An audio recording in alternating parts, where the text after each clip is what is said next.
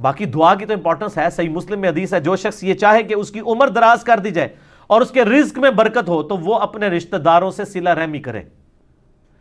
رشتہ داروں کے ساتھ اس نے سلوک کرنے سے آپ کی دولت بھی بڑھتی ہے اور عمر بھی. اور رشتہ داروں میں پہلے نمبر پہ ماں باپ, بیوی, بچے اور بہن بھائی ہیں, باقی بعد میں. لوگ رشتہ داروں سے فوراً سمجھتے ہیں کزنز, اور بہن بھائیوں کو چھوڑ دیتے ہیں, ماں باپ کو چھوڑ دیتے ہیں, بیوی بچوں کو چھوڑ دیتے ہیں.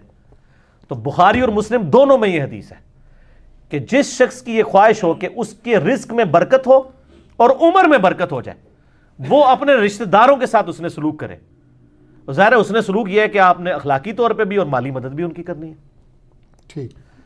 تو اس کا مطلب ہے دعا سے تقدیر بدلتی ہے. لیکن یہ بھی تقدیر میں لکھا ہوتا ہے کہ اس کی عمر تو تھی 60 سال, اس نے اپنے بہن بھائیوں کے ساتھ اس نے سلوک کیا, ہم نے اس کو 80 کر دینا ہے. صحیح. اب وہ کرے گا تو ہو جائے گا. اب دنیا میں اگر کوئی شخص بسم اللہ پڑھ کے ساکٹ میں 2 انگلیاں دے دے گا تو انشاءاللہ تعالیٰ وہ مر جائے گا. فزیکل فنامنا تو چلیں گے نا. ناگہانی آفتیں ٹلتی ہیں دعاؤں سے. جو آپ آفت اپنے اوپر خود لائیں گے وہ تو نہیں ٹلے گی. آپ بسم اللہ الذی لا یضر پڑھ کے تو کوبرا سام کے منہ میں ہاتھ دے دیں تو یہ تو نہیں ہے. ناگہانی آفتیں ٹلیں گی. تو تقدیر کا مسئلہ بھی ہے. یہاں پہ بھی جوڑوں پہ لوگ کہتے ہیں نہیں میری قسمت میں لکھا ہوا تھا. ہاں جو ہو جائے اس کے بعد آپ کہہ سکتے ہیں. جس طرح بخاری مسلم میں آتے ہیں آدم علیہ السلام نے کہا کہ میری قسمت میں یہ لکھا تھا, تو ظاہر ہے پھر واقعی لکھا ہوا تھا.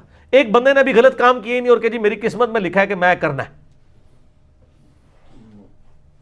تو میں کہتا ہوں, ایک بندہ کہتا ہے میری قسمت میں لکھا ہے کل فجر کی نماز میں نے نہیں پڑھنی, تو سر میں ابھی آپ کی قسمت میں بدل دیتا ہوں کہ فجر کی نماز فلاں مسجد کی پہلی صف میں پڑھو, 1 لاکھ روپے لے لینا, یہ لو چیک. دنیا کے سارے شیطان مل کے تجھ سے ایک فجر نہیں چھڑوا سکیں گے.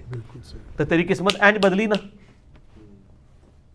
ٹھیک ہے. اور تقدیر کے اوپر مسئلہ نمبر 104 ABC 3 میرے لیکچر ہیں, میں نے ڈیٹیل کے ساتھ اس میں بتایا کہ بدقسمتی انسان خود کماتا ہے. اور سورہ طٰہٰ کے اندر بھی ایک آیت آتی ہے. اب یہ کریٹیکل ٹاپک ہے تو میں وہ آیت چاہ رہا ہوں یہاں پہ کوٹ کر دوں, بالکل اینڈ کے اوپر جاتی ہے. اللہ نے فرمایا بدبخت کون ہوتا ہے؟ وہ ہوتا ہے جو اپنی بدبختی خود کماتا ہے. سورہ طٰہٰ کی آیت نمبر ہے 123. یہ اب انگریزی عربی میں بعض کا تو میں 2 کو 3 پڑھ جاتا ہوں, وہ اس طرح جڑا ہوا لکھا ہوتا ہے چھوٹا سا. اس میں ہے کہ آدم علیہ السلام کو جب اللہ تعالیٰ نے زمین پہ اتارا تو کہا قَالَ اهْبِطَا مِنْهَا جَمِيعًا, ہم نے کہا کہ اب تم دونوں زمین پر اتر جاؤ. بَعْضُكُمْ لِبَعْضٍ عَدُوٌّ, تم میں سے بعض کا دشمن ہوگا. فَإِمَّا يَأْتِيَنَّكُم مِّنِّي هُدًى, اب جب کبھی کوئی ہدایت کی بات میری طرف سے تمہارے پاس آئے گی, یعنی نبیوں کے ذریعے کتابیں, فَمَنِ اتَّبَعَ هُدَايَا, جو کوئی ہدایت کی پیروی کرے گا, فَلَا يَضِلُّ وَلَا يَشْقَى, جو کتابوں کی پیروی کرے گا نہ گمراہ ہوگا نہ بدبخت ہوگا. قرآن کی پیروی کرنے والا بدبخت نہیں ہوتا. سبحان اللہ. قرآن کہہ رہا ہے سورہ طٰہٰ آیت نمبر 123, جو نبیوں پر اتری ہوئی کتابوں کی پیروی کرے گا لا یضل ولا یشقا. ٹھیک ہے جی, نہ وہ گمراہ ہوگا اور نہ شکی ہوگا. کیوں؟ بدبختی انسان خود کماتا ہے. وہ چیز شیطان نے مسجد میں نہیں جانے دیا. میں کہتا ہوں آج اناؤنسمنٹ ہو کہ مسجد میں نماز فی نماز کے اوپر 10,000 روپے گورنمنٹ دے گی, شیطان کا پیو بھی نہیں کچھ کر سکتا. اور اس کا سائملٹینیس کنٹراسٹ ہے, اگر ایک نماز چھوڑنے پر اللہ تعالیٰ کی طرف سے دنیا میں ہی عذاب آنا شروع ہو جائے تو کوئی شخص بھی نماز سے غافل نہیں ہوگا.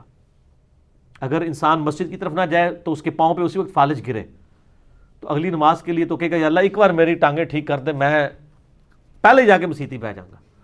تو دنیا کو اللہ نے فزیکل چیزوں کے ساتھ جوڑا ہوا ہے, آخرت چونکہ ادھار ہے, چھپی ہوئی ہے, اس لیے انسان جو ہے اس معاملے میں سستی کر جاتا ہے.